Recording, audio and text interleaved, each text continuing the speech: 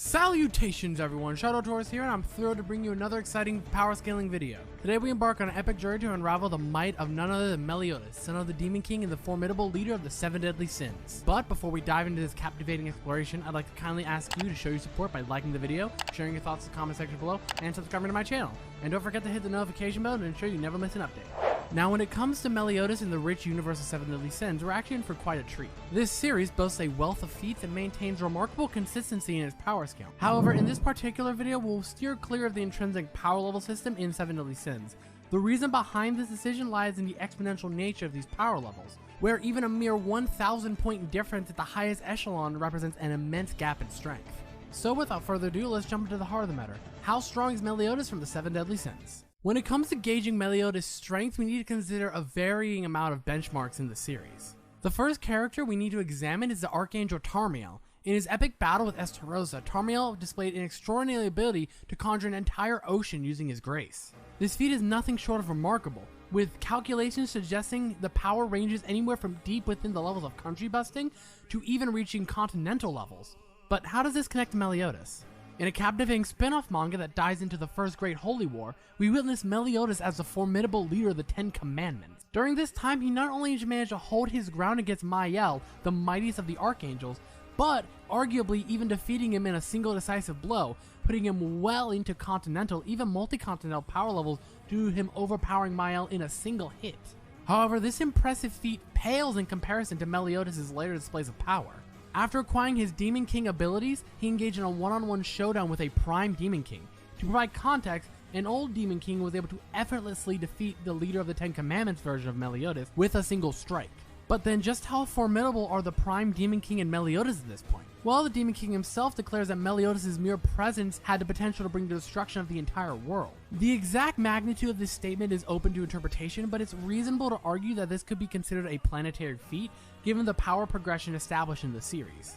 Even archangels like Mael, who are significantly weaker than these characters, can potentially be scaled to multi-continental level. This interpretation is given further credence from the fact that the Demon King was forced to create his own realm to contain his overwhelming power. But now we've delved into Meliodas' strength, let's shift focus to his speed and where he stands in that aspect. As we continue on our journey in 7 deadly sins power scaling, the swiftness of Meliodas and his companion stands out prominently right from the inception of the series. In the very first arc, we are treated to a dazzling display of Meliodas' reflexes as he effortlessly reacts to the lightning-based attacks of the Holy Knight Gilthunder. This exceptional feat places Meliodas squarely in the massively hypersonic range, setting an impressive benchmark for the series. And what's even more captivating is that this is just the beginning. 7 deadly sins has so much more to offer in terms of remarkable speed feats. Enter the members of the Goddess clan, who can harness the power of light in their battles. Within this radiant arsenal, we witness characters not only merely respond to these light-based attacks, but they also evade them. This introduces a new level of speed to the equation, one that stretches the boundaries of what we previously understood. Now, some may raise questions about the Goddess clan's light-based attack being light speed, as well the Archangels has an ability called Flash, which allows them to move at light speed. However, this is where it gets intriguing, as we can entertain the notion that light speed in 7 deadly sins is just made different from our real-world physics.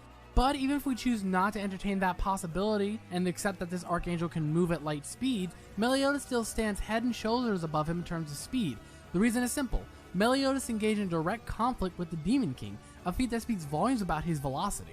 It is essential to remember that the Demon King at very least should match the Supreme Deity, who is responsible for creating and bestowing the graces upon the Archangel. This should logically imply that they are at bare minimum relative, if not surpassing, these kind of feats. This adds on another layer of complexity to the speed scaling of the 7 deadly sins universe. Now let's address a fascinating point in contention. Some enthusiasts use Gother's light-based arrows as evidence to assert characters are capable of reacting and dodging to them must be moving at light speed earlier in the series. However, this line of reasoning faces significant challenges when we observe more powerful characters struggling to react to the arcs of the Goddess clan members. This inconsistency of speed scaling within 7 deadly sins narratively invites further explanation and analysis, highlighting the depth of complexity in characters' abilities in the series lore. Speaking of abilities, let's dive into those. When diving into the realm of Meliodas' remarkable abilities and unique hacks, there is certainly a lot to unpack.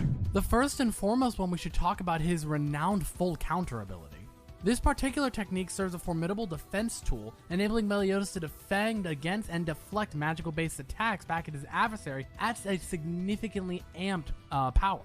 While the precise multiplier remains unspecified, the term many suggests that this does not exceed 12 forward or beyond of the original attack. Moreover, the Demon King himself mentions that the augmentation is exponential in nature, further emphasizing the substantial power boost it provides. Before we proceed into his other capabilities, it's worth knowing that there are several variations to the full counter ability. One such is Counter Vanish, an ability that grants him the power to completely disperse incoming magical energy, effectively nullifying an adversary's magical technique. Additionally, there is Revenge Counter, a tactical choice that allows Meliodas to temporarily disable his own abilities to permit him to endure damage. Once a significant amount of harm has been absorbed, he can then channel the accumulated power into his blade, delivering a devastating strike. This ability's remarkable potency was demonstrated when Meliodas used it to one-shot Henderson in his demonic form.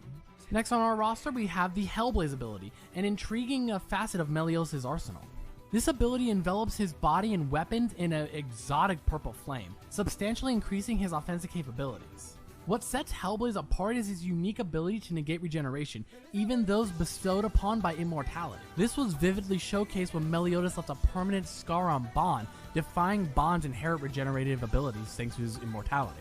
Speaking of regeneration, another facet of Meliodas' repertoire is the extraordinary regenerative capabilities. According to the Archangels, even a demon's regenerative prowess has its limits, and they cannot withstand being defeated on a molecular level. This implies that Meliodas boasts at least a mid-high level of regeneration, capable of healing as long as he retains a sufficient amount of molecules. This observation aligns seamlessly with evidence from Esteros' skin melting under the scorching might of Escanor's cruel sun, only to witness him regenerated as if the ordeal had never occurred. Another remarkable capability attributed to Meliodas is courtesy of his Lostvein sword, and is the power of duplication. This unique skill allows him to multiply himself into clones, although it does come with a notable drawback.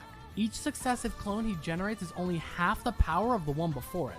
To illustrate, the first clone is merely half as strong as Meliodas himself, the second one is half the power of that first clone, and so on and so forth. Nevertheless, what makes this ability truly remarkable is that every clone retains the full range of Meliodas' abilities. This would include his full counter, which he demonstrated in his battle against the Demon King.